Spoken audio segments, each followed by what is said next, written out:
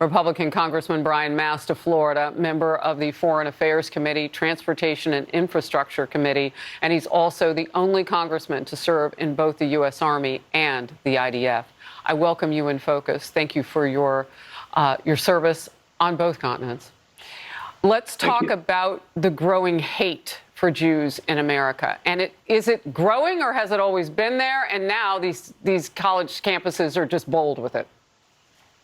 I think what you have more distinctively is anti-Semitic terrorism. And it's a product of what the administration pushes. I think they feed it every time they say Israel should exercise restraint, or you should make another country out of the terrorists that are bombing and barbarically killing people. You're feeding that terrorism when really the emphasis should be on Palestinians to prove somehow that they are a very far cry from what Hamas actually is, because the evidence doesn't show that they're that far from that. They're really quite the same. The Palestinians pay for the families of what they call martyrs, and they teach in their schools that the kids should hate Jews and hate Americans and teach them ways to kill them. And the list goes on and on of these things. That, in my opinion, is what's feeding anti-Semitism that has existed into anti-Semitism as a terror weapon now. You know, 3 Fridays ago, you saw the former leader, Mashal, of Hamas. He now lives in Qatar. Interesting. Right next to that $6 billion money, those sanctions dollars that are also in Qatar.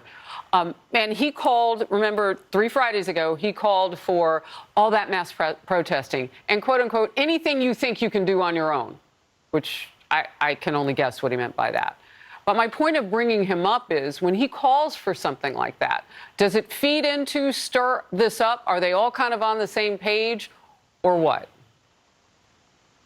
It is the fuel for this fire that's raging across the globe. It's not just that. It's when the Qatar-owned media of Al Jazeera still holds on the top of their web pages to this day that Israel conducted a hospital bombing, killing 500 people. That is the fuel for these fires, as well as those statements as well. It's still on there. Wow. If you go onto their Al Jazeera app, you'll still find them espousing that Israel killed 500 Palestinians at the Al-Ali hospital. Wow. Have they not seen the satellite images and now the ground footage? The hospital is still standing. I mean, the Palestinian Islamic Jihad has been known to have hit actually the parking lot, not even the hospital. That is unbelievable that they still have that up. Florida governor and presidential candidate Ron DeSantis defended his call to ban pro-Palestinian groups from Florida state colleges. And one of his rivals for the Republican nomination, Vivek Ramaswamy, posted this. Are those student groups wrong for expressing their views? Yes, they are. Absolutely. But we're not going to convince them or change their minds or anything else if we adopt their terroristic methods in return by telling them they have to disband and can't exist, especially when it's a government actor doing it. It's a First Amendment violation. You can't recharacterize someone's speech, just their opinion, their statements, as material support for a terrorist group. Governor DeSantis hit back.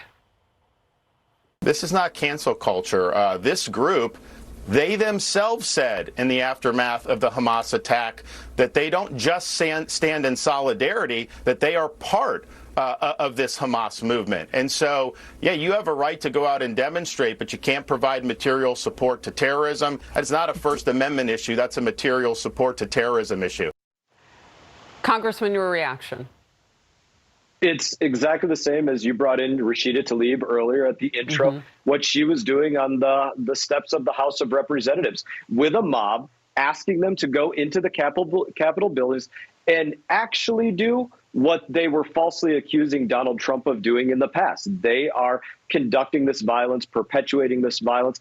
And there are things that we can do on Capitol Hill. If Vivek wants to say it's their First Amendment right to do so, he can have that argument, but we shouldn't be giving the U.S. taxpayer dollar to institutions that are allowing these kind of lies to be directly sent out there and perpetuated across the schools, whether in research grants through National Institute of Health or National Science Foundation, or take your pick of places. If these schools are getting taxpayer dollars coming out of Washington, D.C., that should come to an end. You know, it's kind of settled already what is protected and what is not protected speech. And when you call for the killing of people, and by supporting terrorists, that's what you're doing.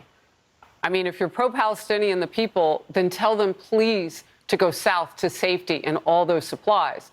If you are pro-Hamas, you support what we saw on October 7. You support terrorists beheading children and terrorizing and torturing the elderly and setting people on fire while they're still alive. If that's what they're supporting, that is not protected speech. I hope Vivek and everybody else can agree on that, because it's settled. President Biden tries to balance wars in Israel and Ukraine. Congressman, you know this. He's also facing rising tensions with China. Biden and Chinese President Xi have reportedly reached a deal to meet next month. U.S. officials hoping we can urge China to work with Iran and other countries to prevent more Middle Eastern conflicts. However, China's foreign minister, Wang Yi, says a bilateral meeting would not be smooth sailing. Wow.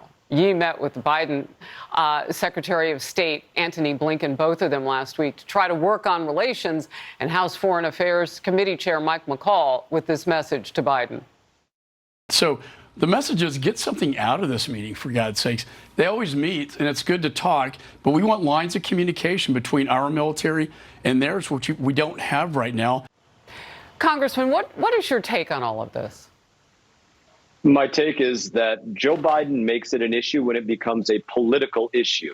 When you're talking about Xi Jinping right now and that potential meeting in the future, I think it's in reaction to Gavin Newsom having a meeting with Xi Jinping and them saying, why is the American president not doing this? It's a political reaction to real policy problems. And the policy problems stem from him not being strong, him not looking at American advantages in energy or anything else, and him spreading us too thin, like too much toast and not enough butter in Europe, in the Middle East, and potentially in Asia as well.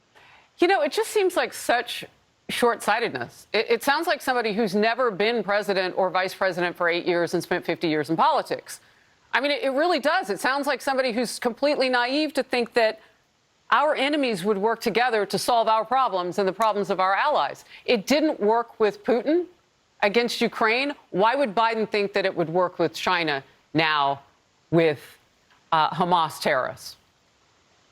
There's no reason to think this, and that's what's created this blood in the water that exists on multiple continents, and people being able to see where America is precisely spread thin, and that there's a leadership that won't address those places and really doesn't have an ability. He's lost the credibility that Donald Trump had. Donald Trump didn't have to drop ordnance on Pyongyang or Beijing or Moscow or Tehran or somewhere else. He was able to do it with Soleimani in Iraq or make threats in other places that you either get in line or I will put you in line. And they took the threat credibly, and he didn't have to put them in line because they stayed in the right place. Yeah. And by the way, I now use Iran and Hamas simultaneously because we know, not simultaneously, interchangeably, because we know that they are Iran-backed. So doing a deal with Hamas, doing a deal with Iran, it's all about the same. And why Biden thinks that that would work and China would do it for us is mind-boggling for all the reasons you just said. Congressman, thank you for being in focus. Hey everyone, thank you for watching this video. If you enjoyed the video, please click like and subscribe. I will be back on YouTube with more exclusive content, so stay tuned.